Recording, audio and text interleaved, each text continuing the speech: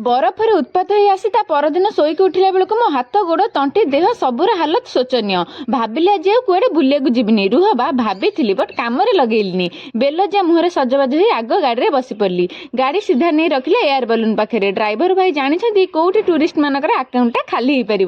मो मुह एक्सप्रेशन देखी बेसी एक्साइटेड होनी नॉर्मली ही लगे ओभर एक्टिंग रे पीएचडी करछि हौ छाड़ अकाउंट खाली करी दीदी एठी ड्रोन शॉट रो फुटेज रिसीव करथिला सेठू जाई सीधा पहुंचलु ब्यास नदी तटरे लिटराली ये जगह सह मु पूरा प्रेम रे पड़ी गली एते दिन 24 घंटा की एठी मते कैंपिंग करी रहिबा को कहंता कि ठंडा स्वच्छ पानी ता सह बैकग्राउंड रे पहाड़ जंगल मु राफ्टिंग करबा पूर्व घंटे आगे एठी मस्ती कली तापर राफ्टिंग कॉस्ट्यूम पिंदी सीधा कनकन हेई बोट भितरे बसी पड़ली ए एक्टिविटी पई मु बहुत एक्साइटेड थिली भाई जनक सब इंस्ट्रक्शन देला पर आरंभ हैला हम यात्रा बाबा रे पानीटा उछुली देहरे पड़ुथे ता सह 4 किलोमीटर पर्यंत खाली उठुथाउ पड़ुथाउ सबुठु बेस्ट एक्सपीरियंस एइटा ही थिला मनाली जदी जाउछंती ए एक्सपीरियंस ता तो सियोर नेबे सेठू गला पर पुनी गोटे वाटरफॉल पाखरे अटई गलु शीत एते जोर होउथिला जे चा टिके पीदेली सत कथा हला बुलाबुली मते एते पसंद नो बट पहाड़ झरणा नेचर प्लेस देखिले मोर तो फेरिबा को इच्छा होएनी आसिला बाटरे सेई ब्यास नदी कुळे जने लोकल आंटी प्यार से चाउमीन बनी देले सेटा को एन्जॉय कली नेचर को एते पाखरु महसूस करी सतरे मजा आसी गला दुनिया रा चिकचिक रु बाहरी एमती नेचर प्लेस बुलिया गले बहुत पॉजिटिव दिन से गेन करि परिबे।